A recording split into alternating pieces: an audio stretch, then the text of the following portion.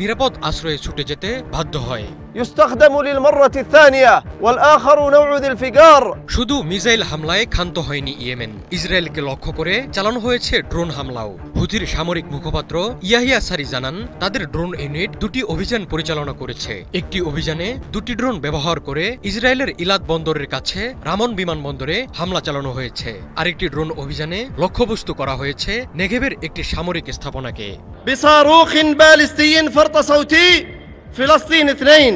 গাজায় ইসরায়েলি পদক্ষেপ এবং নিজেদের ভূখণ্ডে ইসরায়েলি আগ্রাসনের প্রতিশোধ হিসেবে এসব হামলা চালিয়েছে ইয়েমেন। ফিলিস্তিনি জনগণকে সমর্থন এবং ইসরায়েলের শত্রুতামূলক আচরণের জবাব দিতে জোরারোপ করেছে হুতি। এর আগে হুতির একজন ঊর্ধ্বতন কর্মকর্তা সতর্ক করে বলেছিলেন, ইয়েমেনের প্রতিশোধমূলক অভিযান ইসরায়েল অধিকৃত অঞ্চলের অভ্যন্তরে ইসরায়েলি শাসন এবং চরমপন্থী বসতি স্থাপনকারীদের জন্য কোনো স্থান নিরাপদ রাখবে না।